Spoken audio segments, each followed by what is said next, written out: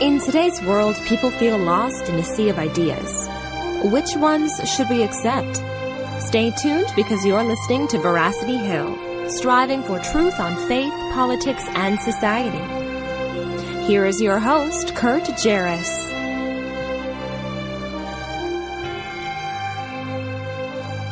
Well, a good day to you, and thanks for joining me here on another episode of Veracity Hill, where we are striving for truth on faith, politics, and society. And today's show, we have a special treat for you. We're going to be talking about the theology of sports. That is, what is sport and why is it important in the Christian life? And what are some benefits that we can learn from participating in sports? But also, what are some of the downsides to participating in sporting events? And then also, what are some of the ugly traits to doing sports? So the good, the bad, and the ugly of sports.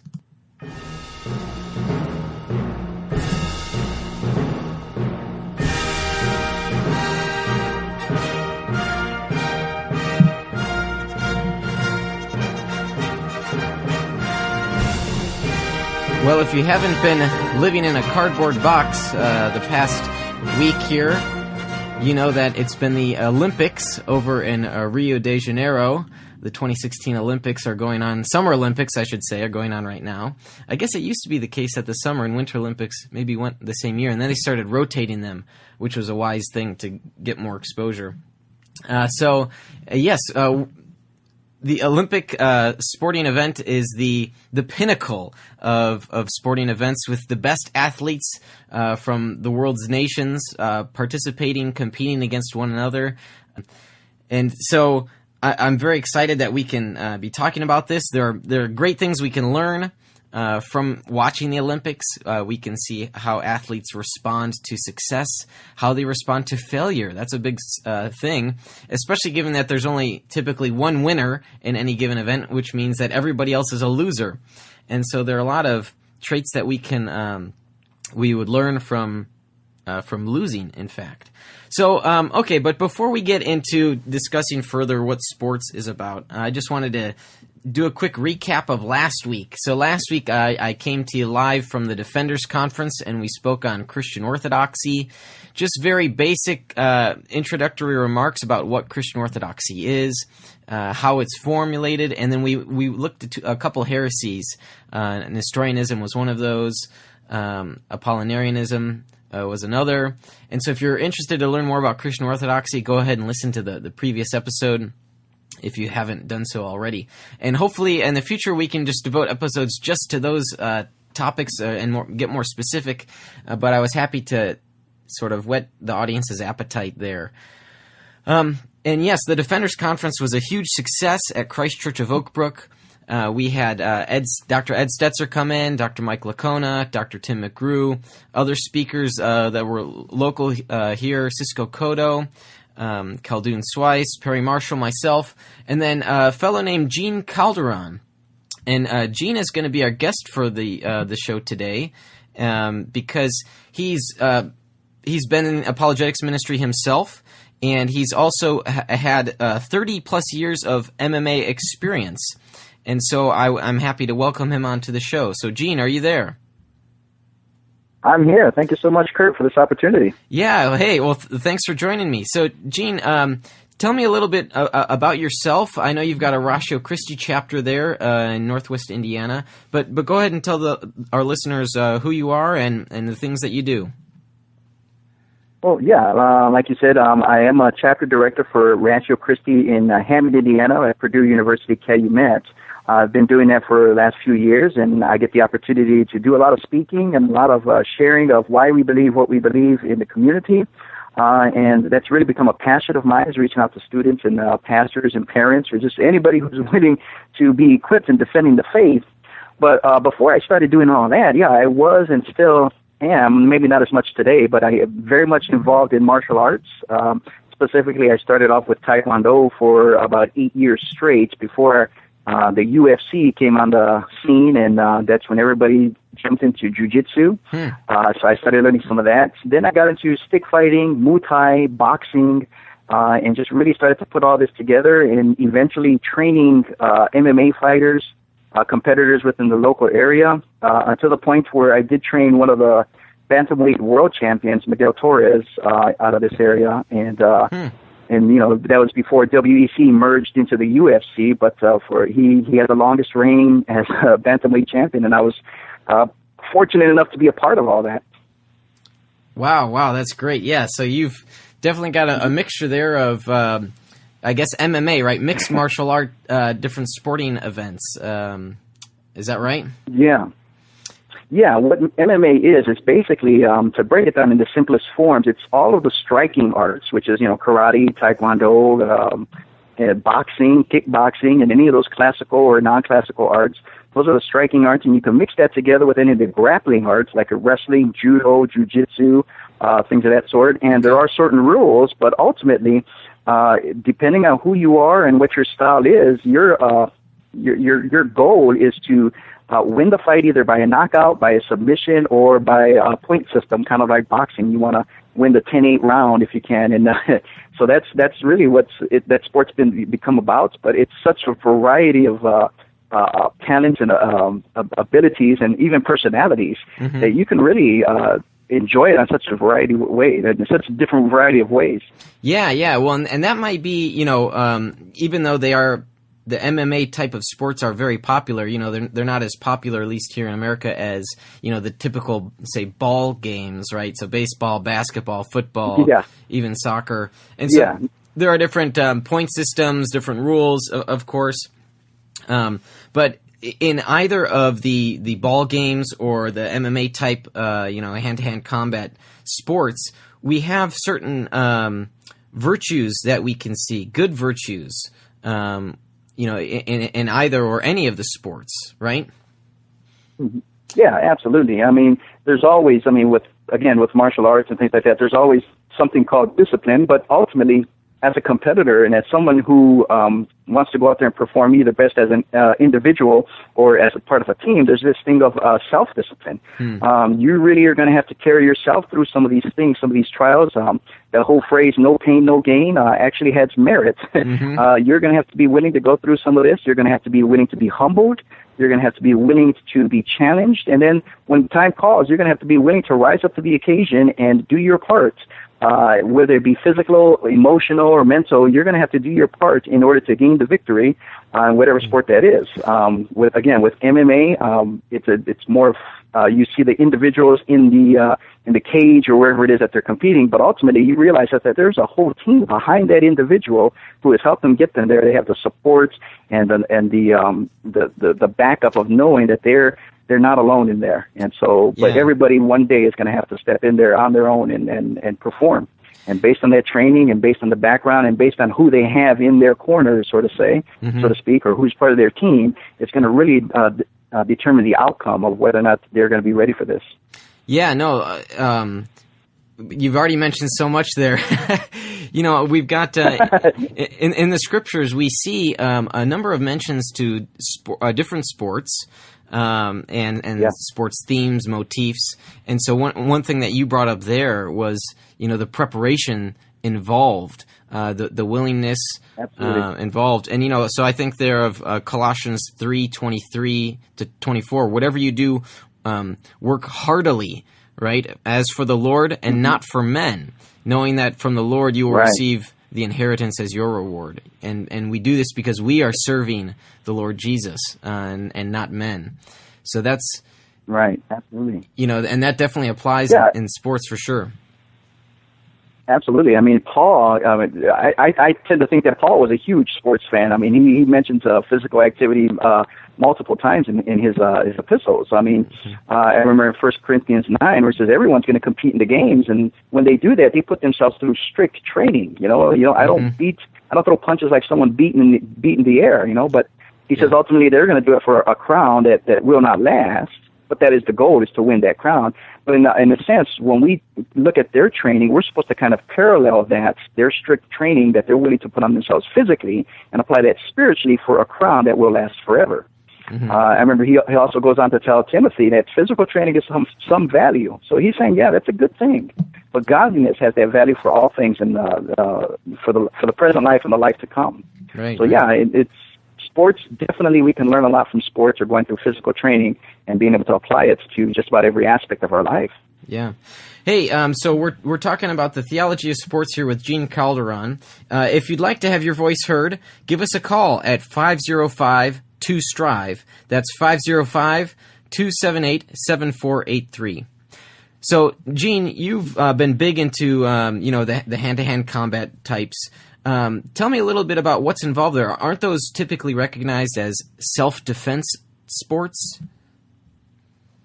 Yeah, ultimately, just about every martial art started off as being a self-defense, a form of self-defense, and eventually developed into what they would call an art form of being able to defend themselves. And so that's where it usually all started out. Now, we've made it sport, we've made points out of it, and it was for good reason. They wanted to train and practice and develop their skills. But ultimately, yeah, it is to be able to defend themselves from any kind of adversary or any kind of opposition, but to do it effectively, to do it in a way that to apply the minimal amount of damage to themselves and to the other person, but ultimately just to kind of walk away from that engagement and understanding that this, I handled it in the best, I would almost say economical or efficient way possible. Yeah. The least amount of movement, the least amount of effort. But yeah, that's where it all started from, really being able to defend themselves. Yeah. Well, and of course we see that in the scriptures. I mean, obviously, 1 Peter 3:15, always be prepared to give a defense. Sometimes it's translated answer. Absolutely. And then the key that a lot of people forget is to do so in gentleness, right, and respect. Absolutely. And so when you talk there about how, even though it is self-defense, we're to do minimal damage. I mean, that's almost like being gentle. Yeah.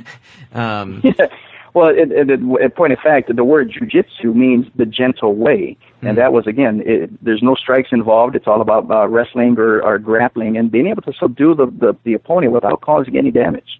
Wow, that's great.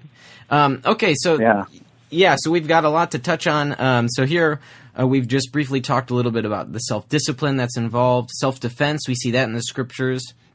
There's also a sense of a joy when we compete. So this is another good thing to sports, and there's a joy. So here I'm going to play for you now a couple clips here of famous sporting events. Some of them are personally close to my heart, others not so much. So let's see. Maybe Gene, maybe even you'll be able to recognize these. So here I'll play the first one here.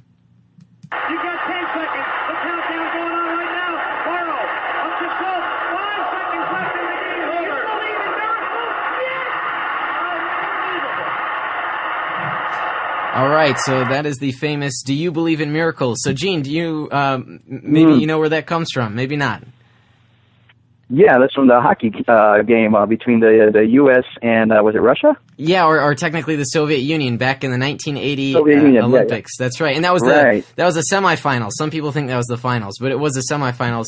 The U.S. would then go on to beat Finland to capture the gold medal. So, yeah, and you hear the crowd erupt. Here, I'll play a little bit for that.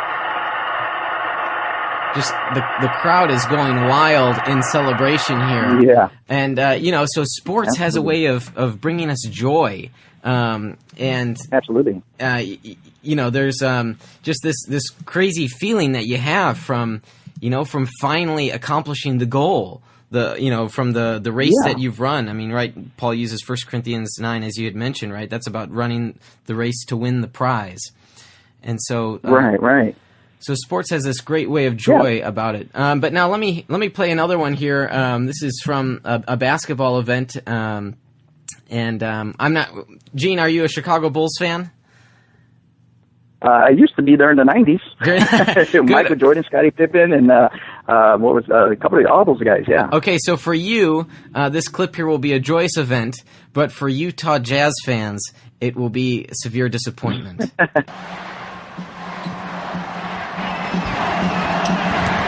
Doubled. They swat at it and steal it. Here comes Chicago. 17 seconds. 17 seconds from Game 7 or from championship number 6. Jordan. Open. Chicago with the lead. Timeout, Utah. 5.2 seconds left. So that was the famous game in Salt Lake City. That was Game 6 of the '98 finals. I guess that's June 1998. And there, for Chicago fans off celebrating, that weren't. I guess you could hear a few fans there, but that was in Salt Lake City, and so you can tell the crowd just quiets. Oh no, broken. Yeah. So and now I'm categorizing this in the good category of sports here. The disappointment involved. So I don't think this is a bad thing to sports. This is a good thing. No, yeah, I was saying in sports, when you compete in sports, it actually is a good thing to receive that reward for everything that you put your heart and soul into for however long you've been training. And you could have two people on that Chicago Bulls team, the people who played and the people who were the bench warmers. I'm sure they all got rings, but who's going to enjoy that ring more? It's going to be the person who actually trained and got to play and got to participate more so than the bench warmers. And in the same way, if we're talking spiritually, we're all going to get to heaven one day if we hold to the scriptures and then believe in Jesus Christ as our Lord and Savior. But if we're just bench warmers or couch potato Christians, as I like to say, you're probably not going to enjoy the reward of somebody who went out there and really sacrificed and gave it their all. Yeah. So at the end, it's like, wow, this was all worth it. Man, I really busted my behind that time on earth, but man, this is so worth it. That's right. That's so, right. Yeah, that's another encouraging thought. Well, but and also to that too. I mean, imagine being the fans or on the Utah Jazz. That losing. I mean, in a sense, losing isn't a virtuously. It's not a vice. Let's put it that way. I think it is a virtue because you learn patience from it. You learn long suffering, especially if you're a Chicago Cubs fan like myself. Long suffering, and I'm so sorry. Thanks. But hey, the Cubs are looking pretty good this year. So I got to agree with you there. So we'll see, but they've always been told this is the year. At any rate, so and these are virtues, right? Long suffering, patience, and these are good things that are spiritually beneficial. They're not vices. Absolutely. So I think that's really important that we need to remember, even in losing, we can be awarded certain spiritual virtues, godly virtues. And now I don't want to take. I mean. A lot of people, I think, take this verse, Philippians 4:13, out of context, especially a little bit in the sporting world. I can do all things through him who strengthens me. Yes, you can make it through the tough loss, right? But we need to gain, a big picture here about the context of that verse. And so, yes, you can use those words taken out of context, and it can apply to you. But I think... when you lose, there are still spiritual virtues that you can acquire and learn through sports. Right. I've heard a couple of again MMA fighters or boxers. They say, I'm not losing, I'm learning. Good. Yeah, the match didn't go their way or the events didn't go their way, but they're not going to look at it as pity party for me. They're going to go back and review the tape or review the event and say, okay, what did I do? How can I pick myself back up? Right. And grow from this experience. Mm-hmm. And in the same way, when we fail and we make our mistakes, we can look at it two ways: either dump on ourselves and have a big old pity party, or actually get some people around me and say, help me. What did I do wrong? What didn't work? And how can I improve on these things? And absolutely, that's definitely the greatest opportunity. And it's at that point you really either want to learn or you're really to just kind of throw it all up. Yeah. And this is where you really need, again, your team around you, your teammates, your co-workers in this field of whatever it is that you're competing in, to really be there. And that's the heart of having a good team. That even when you're taking your bumps and your bruises, they're there for you and they're going to pick you back up and dust you off. But then they're going to get right back on you and say, okay, we're not done yet. Let's get back in there. Yeah. So you brought up sort of the alternative there. If people aren't learning, they're just kind of in for it to win. And so that that brings a good point. Maybe we can transition into the bad things here. When one of the bad vices of sports that I see is when it becomes warlike, when it's us versus them, and we've got to destroy them. This war mentality, and in this respect, that's when people take sporting events too far. I think. They don't learn from it. They can be arrogant and prideful. So with the Olympics here, we just had Hope Solo of the U.S. women's soccer team talk about how unfair. I think they were playing Sweden, and the U.S. lost. And so she was kind of a bad sport, right, to use the colloquial term. Yeah. Right, and that's again, we're going to have to really take a look back at what's more important, the physical or the spiritual at that time, because I understand people put their heart and soul into something, and when it doesn't go the way, it's so heartbreaking. It's such a downer, and to the point where if you're not ready to handle that in the correct way, you're going to make some mistakes either with your arrogance, your anger. Just out of control kind of rage even. But that really shows that person wasn't really grounded in what the values were and being able to be blessed to be able to even compete in the sport in the first place. Right. And so this is where the danger becomes, where it's going to get ugly if that person doesn't realize that, the bigger picture, the much bigger picture. They're so focused on one little thing that they put all their hope in it that they've actually missed out on so much more. So losing is not fun, and nobody competes to lose.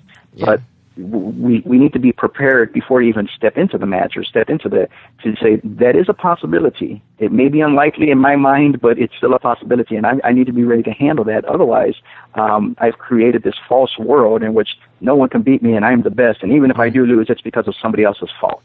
Right. That again, false perceptions. Yep. Yeah, that's right. Yeah. That beats the anger. For sure. Yeah. And so we see their moral failings of sort, when things go wrong, when people have the wrong mindset when they're engaging in sport. And we see moral failures both in game and out of game. So here I'm going to play 2 clips. The first one might be hard, Gene, for you to recognize. It's a race here. And so it's a 2-minute clip, and pay attention to the announcers as they're talking about the third place runner here. Another look from Chariot. She hasn't got rid of Berker yet. Molly Huddle trying to hang on for the bronze from a teammate Infeld. This is a great scrap. Berker coming on the outside again. Kenya versus Ethiopia. Chariot versus Berker. It's not won yet.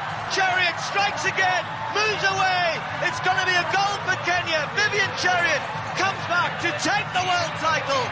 Berker, oh, and goodness me, did Infeld get the bronze ahead of Huddle right on the line? Molly Huddle cannot believe that. Chariot was great in the sprint at the end. So did you hear that? You hear what happened to the third place? That was 2 U.S. runners, third and fourth, and Molly Huddle was in third. And she had a premature celebration, and then the fourth place runner, her U.S. teammate. This is from the 2012 London Olympics, and so Molly Huddle, because she celebrated prematurely, she did not place. You're talking within less than a second the difference between having a bronze medal and going home empty-handed. It's got to be heartbreaking, but at the same time, absolutely, she lost her focus. Right. The race was not over, and so that's sort of a moral failure in game, right? Because she hadn't completed her race. Now here's another big, shall we say, blooper in the football world. This is a very famous one by a fellow named Leon Lett. I'll give you the rest of it after this play. 4th down and 6, and right fumbles picked up by Leon Lett. Can he go all the way? It's a 60-yard run. He's being chased by DB. Watch out. Did he get across? No, they are not. That's going to be a touchback to Buffalo. There's no call yet, though. He has not. So there, that's the play where Leon Lett recovers a fumble, and he takes it all the way, or rather almost all the way to the end zone, only to be foiled by the Buffalo Bill, who knocks it out of his hand, and then it's a touchback. And so that was in Super Bowl 27. There, once again, we've got the premature celebration, He quit running as fast as he could, and then a Buffalo Bills player caught up to him. Yeah. So there we've got in-game moral failures, and then after the break, I want to talk about outside of the game moral failures. So here we're going to have a quick break and then a word from some of our sponsors. You're listening to Veracity Hill, striving for truth on faith, politics, and society.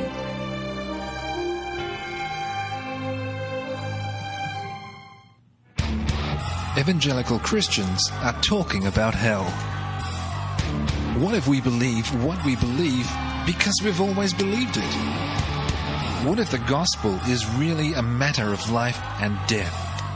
We want you to open your mind, open your Bible, and rethink hell. At rethinkinghell.com, evangelicals look at what the Bible says about hell, putting conventional and controversial views to the test. Join former presidential candidate and retired U.S. Representative Michelle Bachmann at the Illinois Family Institute Faith, Family, and Freedom Banquet, September 30th at the Stonegate at Hoffman Estates. It is in God that we as a nation put our trust. Michelle Bachmann and the Faith, Family, and Freedom Banquet. Order tickets at illinoisfamily.org. No government gave me rights that only God can give. Order tickets today at illinoisfamily.org or call 708-781-9328. Underwritten by Illinois Family Institute.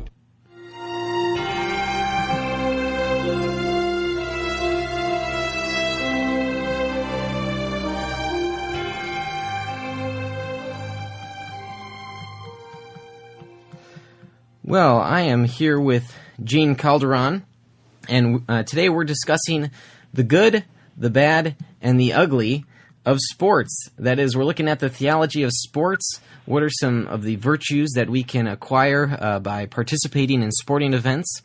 What are some of the vices that people have brought upon themselves by not acting according to the rules? As we see here in 2 Timothy 2:5, an athlete is not crowned unless he competes according to the rules. And then also, what's some of the ugliness that arises out of participating and supporting sporting events and sports teams? So right now we're talking about the vices or the bad things of sports. But before we get back into that, it's time for a segment that we like to call Rapid Questions. And this is a segment of the show where we ask some lighthearted questions to our guest. And so, Gene, I'm wondering if you are ready to participate in Rapid Questions. Yeah, I'm as ready as I'm going to be. Let's try it. Okay, so we've got a 1-minute game clock here, and we'll see how many questions you can answer within 1 minute. So here we go. What is your clothing store of choice? Coles. Taco Bell or KFC? KFC. Where would you like to live?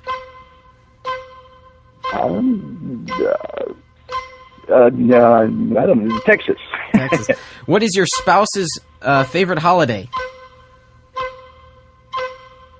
Thanksgiving. Do you drink Dr. Pepper? Yes. What's the one thing you'd be sure to keep with you if you were stranded on an island? Oh, my books. Hokey Pokey, Electric Slide, or the Macarena? Electric Slide.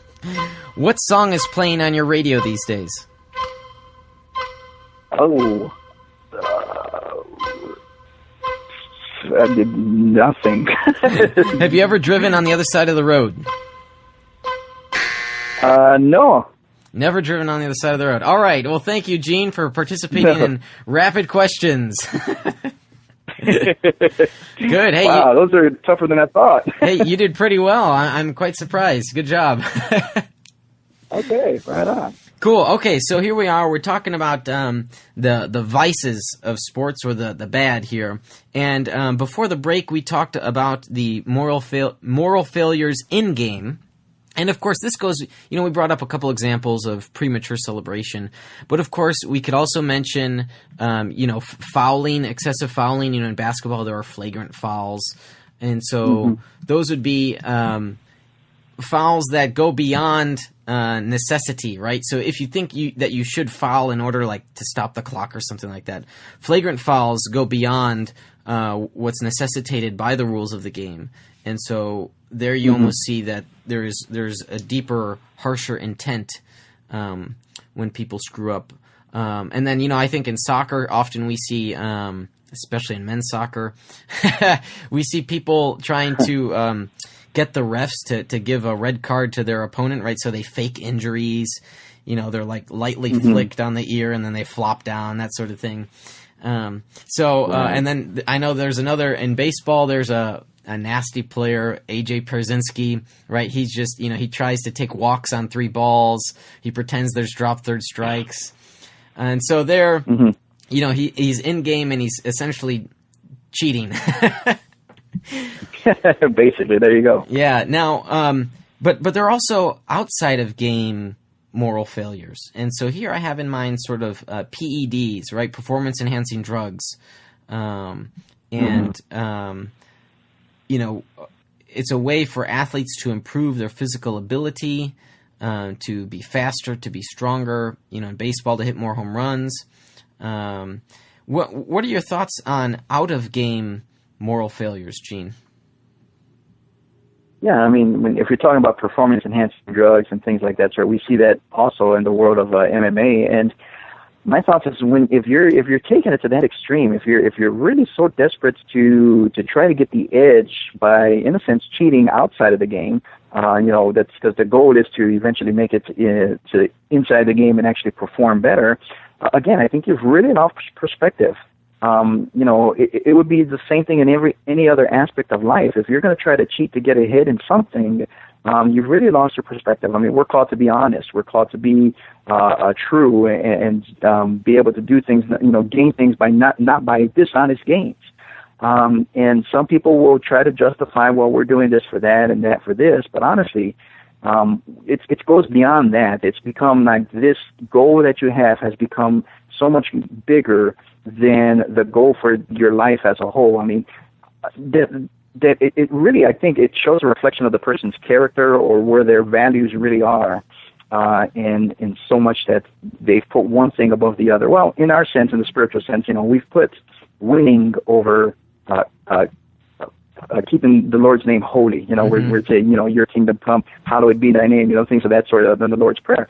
Everything we do is a reflection of who we are. If we're going to call ourselves faith-based people or people of Christ, Christians, then everything we do is going to reflect on that. But when we take it to another level, we're willing to compromise on honesty or integrity in order to win a game. We've really lost perspective. Yeah, no, I absolutely agree there. And it's, in order to ward off these vices, we really need to have a good grounding, as you've mentioned. We need to have a right perspective there. And, as the Apostle Paul mentioned, that perspective is Christ. That's the goal. Yeah. And that's why we're participating. Right, and people do this, with their jobs and with their relationships and with their whatever, but they value other things so much so that they're willing to in a sense, cheat or try to get by, that they're willing to do just about anything to do that. And again, that's just a loss of perspective. And I know we put our heart and souls in competition and things of that sort, but again, what is the greater perspective? And when we lose focus of that, we're going to make compromise. Yeah, no, and it's great that you mentioned that people, they then, what they do in sports finds itself into the rest of their lives, right? I mean, so it affects their marriages, absolutely. It affects their relationships. If they're willing to cheat in the game, they're willing to cheat in other aspects to their lives. And so that's, it's a great bridge there between the things that we learn in the game and the real world. And I want to use that term real world because, in a sense, games are just fictional things that we've made up. I mean, you've got Naismith who created the basketball game. You put the ball in the hoop. Well, why does it have to be that way? Well, it's just because that's the game. It's what we've created. And so sports in that sense is just, it's a fiction. It's not real life. And so when people, they put too much emphasis on sporting events, They need to realize there are more important things in life because it's just a game. Right. And one of the things is that when we play these games, we are, whether or not we realize it or not, we're actually training ourselves on how we're going to handle some of the things we're going to handle in life with the kind of mentality that we'll take into the game. Even though that's the fictional time, it's a good time to practice a lot of things that we're going to have to bring into this real world, such as, like I said, value or cheating or working hard and gaining, things like that. We're actually going to, if we don't take that into perspective, we may just fall into pragmatism. Well, let's just do whatever works in order to win the game. Mm-hmm. And a lot of times that doesn't fall on the side of morality. Yeah, no, and it's good. And this is where we turn a bit from the bad aspects to sports to the ugly aspects. When it does affect your life, when we begin to embrace certain life philosophies like pragmatism that you mentioned, one of the big things that I see in 21st century American sports is essentially, it's in practice, it's functionally idolatry in certain regards, where we are paying hundreds of millions of dollars to athletes, especially I have in mind elite athletes here. Some of the non-superstar guys, they still make the, more historically common wage. Maybe some of the guys making less money have to pick up a second job in the off season, which is the way it has been, traditionally speaking, over the past 150 years. If it paid at all for some athletes. And so we went from a fictional game to the gladiator games, right? I mean, we went from a board game to, nationally televised, broadcasted with sponsors, and it's just become this big hoopla. And this is just a regular sporting event now, not even like a championship game. Right, yeah. And so, I mean, Super Bowl Sunday is bigger than probably Christmas and Easter, Yeah, that's right. And to that, football's a big one where, because it's on a Sunday, there are a number of males, men who predominantly watch football, who would rather stay home than go to church, right, and fellowship with their community. Yeah. And this may be the case. Yeah, and we've made a joke out of that in churches instead of, we kind of excuse it because we joke about it. Yeah, okay, I know, Pastor, when you're done, don't you know the game starts soon? Yeah, right. Even in churches, we joke about it, but it really is a serious problem. That's right, yeah, because we'd much prefer to have people coming to church than watching a fictional sporting event. Right. And no bet against football games at all. I mean, yeah, we want to watch games too. Sure. But we're also in the digital age where we got DVR and and things of that sort. We'll catch up. That's not the end of the world. Yeah, and it's about priorities. I mean, if you really want to watch that game, I mean, what's more important, watching the game or going and creating and fostering healthy relationships with other believers? And so, right. In this regard, I think culture has fed to us. I'm sorry. I think culture has fed that to us to the point where it glamorizes or even makes it seem more valuable to get together with the fellas and watch a game than to go to church. And this is where we're going to have to watch our influences. We're going to have to kind of say, okay, prioritize. What's the bigger issue here? Right. Because if we leave it to the football commercials, they're going to give us one perspective. But when we step back and take a look at the bigger perspective, things will start to come clearer. That's right. Yeah, and as you point out, these are cultural influences, especially for non-believers, right? They're just going to do whatever they feel like, and so, but in that sense, we're all responsible, right? I mean, not just us Christians. Our society at large has created this atmosphere of the sporting world, and without God as our goal, right?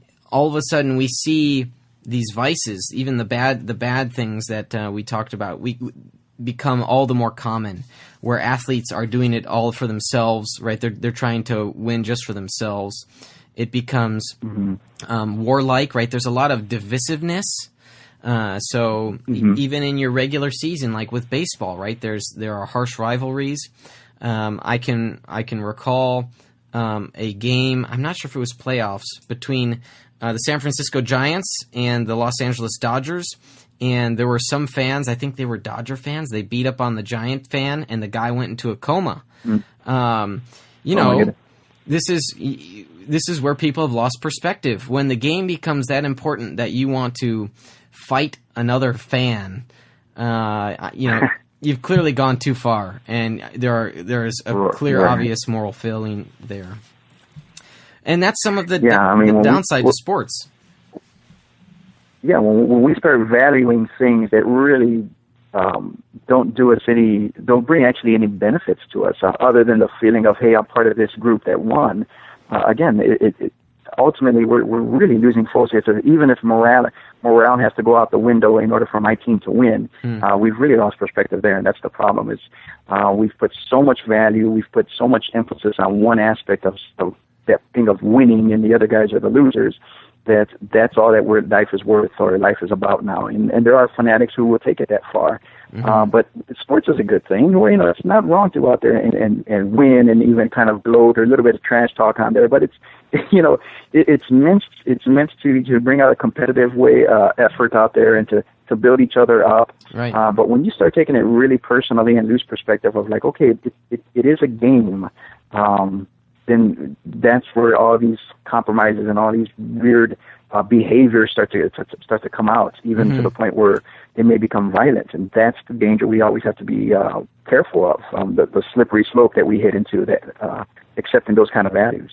That's right, yeah. So while there are certainly ugly aspects and there are bad aspects to sports, it is good to keep in mind those good things. So we mentioned the spiritual virtues that come as a result of that. I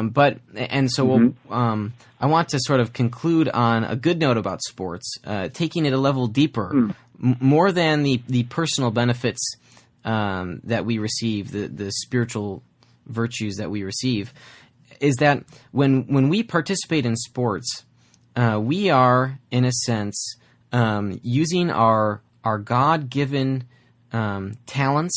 We're using our God-given imagination. Because sports is a game and it's fiction, we are, in that sense, participating in the creation. Because God creates the world, and then he creates creatures who then can create small little mini worlds. Right? So in that sense, we're tapping into being made in the image of God, because we are imitating God, and I'm saying this in a good respect. We're imitating the way God is and the way that he made us to be. And so in that sense, we're participating in the creation by creating ourselves, right? We're creating games. We modify and update the rules, right? And so, this takes it a level deeper, because we are tasting the great virtues that God has given to us and wants us to enjoy. Gene, you've mentioned being on a team and how teammates can lift you up. And there's fellowship is key, not just, in the Christian community, but it's something that everyone can experience when they play sports. What would you say? And ultimately, when we're playing a sport or we're participating, we do it because we're intentionally trying to reach a goal. And if there isn't a goal placed before us to try to attain, we're going to sit on our backsides and not do anything but just kind of sit back and watch. But the whole reason why there's a game is for somebody to get up and to participate. And in the same way, I think a lot of us, the Christians, we kind of like to, even if we go to church, we just kind of want to sit there and watch the game happen instead of taking our faith and just like, no, you know what? I'm actually going to play this game. I'm using this word loosely as far as I'm going to play this game called Christianity, where, you know what? I may go out and evangelize, and I may go out and share a word, or I may, in this sense, I'm participating. And in this game, there has to be strategy involved. There has to be training. There has to be work put involved. I need a team to kind of get me to put this all together. But ultimately, I want to go out there and I'm going to play this game, and I want to win this race. I want to go out there and apply everything that the Lord has blessed me with, whether it be physical, mental, or spiritual. I'm going to go out there and play this game. And the only way I'm going to get excited about playing the game is to plan for it. I gotta pick a fight. I gotta go out there and say, hey, this is the game. You're the opponent, and I'm going to go out there and I'm going to challenge you. And now for some of us, that opponent may be a struggle in our life or just a blatant sin in our life. We're going to pick a fight with that aspect. And you know what? I need to train. I need to prepare. I need to go out there and be ready to take this opponent on. Mm-hmm. And I want to win. So there's going to be strategy involved. There's going to be techniques involved. There's going to be some time. I'm going to get a team together, and we're going to win this game. So there's so much involved, I think, that we can learn just from sports that really cross over and parallel our lives. Mm-hmm. Yeah, and then in terms of spreading and sharing the gospel as well, right, there's sports evangelism that Christians utilize, sporting events and opportunities to reach people and to share the gospel with people. Right. Have you ever had experiences in sports evangelism yourself? Well, what would you mean sports evangelism? I'm not quite sure if you can define that for me. How would you mean that? Yeah, so sometimes there are like formal, Christian ministries, but sometimes it's just informal. I mean, when you are hanging out at the gym with people, you're talking to people about Jesus or sharing about Yeah, so as a trainer and as a coach, I mean, there's so many times I get to use the parallels about, I'll train them and to the point where they hate me. Yeah. They can't stand seeing my face again. And then they go out there and they win the match. And then they look at me and say, well, I couldn't have done it without you. Thanks so much. Oh, you're my guy. And they love me to death, And then, sometimes during those opportunities before the match, I can start to witness to them and say, hey, this is how it is.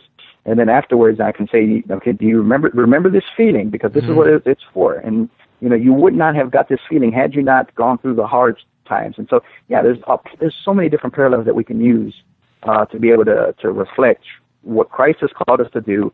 I mean, Christ never promised us an easy, comfy life. He said, you will be persecuted. You're going to have to go through trials. But at the end of it all, you're going to see that it's well worth it. But we're not going to see it or even value it unless we put ourselves through the rigorous training that it's going to require. Yeah, right. And so it's good because for Christians, we can understand these virtues, these vices, right? I mean, from what the Scripture talks about, the things that we can learn from that.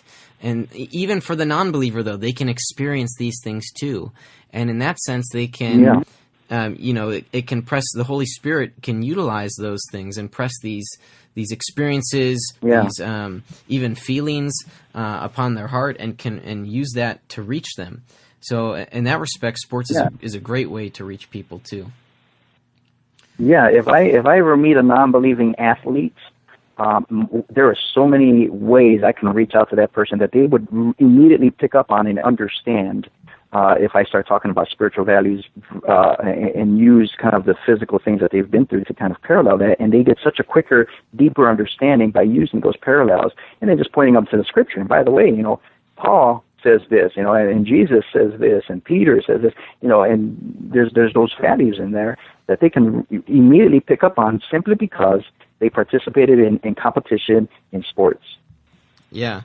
This has been great. Thank you, Gene, for joining me on the show. Thanks for your insights on the good benefits, the virtues to sports, self-defense, self-discipline, joy, the downside, the vices, the moral failings,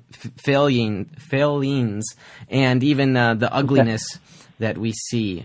So again, thanks, Gene. And by the way, before you go here, what's the best way for people to reach you if they've got further questions on the theology of sports?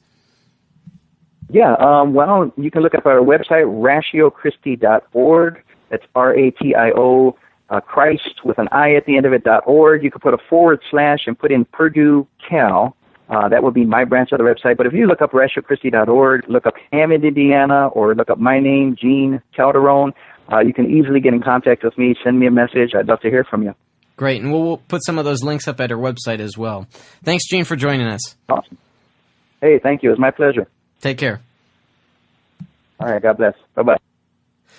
So, there we have it, the theology of sports, the good, the bad, and the ugly. So, now it's time to head to our mail bag because we had a question from a listener this week.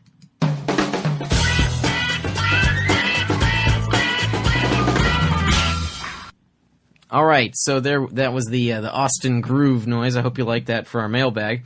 So here's a question from Christian. He writes, what would you think this phrase means?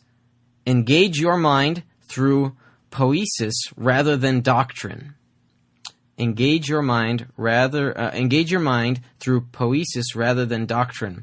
So that was the question, and so that word poesis, that comes from a Greek word, poeo, which means to make. And so here, as I was reflecting upon Christian's question here, I was wondering if what he meant there is that what the phrase means is that poesis is about constructive communal thinking or constructive communal conversation. So essentially, we're making theology together, and in this regard, that's a good thing. Doing theology in community is a good thing. And so the phrase there, and I don't think it comes from Christian himself. So engage your mind through poesis rather than doctrine. Here, I think the author of that phrase perhaps is a bit mistaken, because I would ask the author of that phrase, well, where does doctrine come from? And so doctrine comes from poesis, right? From the communal conversations. Now, that's not to say there are fundamental propositions or divine revelation that formulate our doctrine, right? So that's not to say that poesis is just ad hoc as to whatever, it's just contrived, whatever we make up, whatever we decide. There are fundamental building blocks to our knowledge base and to our theology. And so in that regard, poesis itself is contingent upon doctrine. So it's almost like a give and take relationship between the two concepts, more so than picking one over the other. They're both needed, doctrine and poesis, or what I would just say is communal conversations or doing theology in community. So, Christian, I hope that answers your question. But of course, if it doesn't, feel free to call up, follow up on that. And if you have a question, give us a call sometime. Our number is 505-2STRIVE. That's 505-278-7483. And you can leave a message during the week, or if you wait, you can have your question or comment aired here on the show live, 1 p.m. Central Time on Saturdays. And of course, that's not every week. We try our best to hold to that standard. Last week we were a bit early because of the breakout session there at the Defenders Conference. So that does it for our show today. I'm grateful for the continued partnership with our patrons. If you want to learn more about how to become a patron, you can go to veracityhill.com/patron. You can learn about the different levels there and the benefits involved. And this is a listener-supported broadcast, and so I'm only doing this because of the generous support of people like yourself who have chipped in just a little bit to help me produce and come on and do the show here. And I'm also grateful to our sponsors, Defenders Media, Consult Kevin, The Skyfloor, Rethinking Hell, and then the newly added Illinois Family Institute. A special thanks there to David Smith's organization for their support. I would normally thank my tech team, Chris and Joel. However, today they were both out and about on some other different planetary systems, but I look forward to them perhaps coming in next week to help manage the tech stuff behind the scenes here. And then a special thanks to Gene Calderon for coming on as our guest today, discussing the theology of sports. I found his insight was quite helpful. 30 years experience in mixed martial arts. He's really lived this stuff out. He's experienced it so much in his life. He's been able to share with people the gospel through sports. And so I'm thankful that he was willing to come on the show. And if you want to connect with Gene, I'll have some links on the website at veracityhill.com, and you can connect and ask him questions too if you'd like. Well, thank you so much for listening in and striving for truth on faith, politics, and society. You've been listening to Veracity Hill, striving for truth on faith, politics, and society. This is a listener-supported program. For more resources, including past shows, visit veracityhill.com.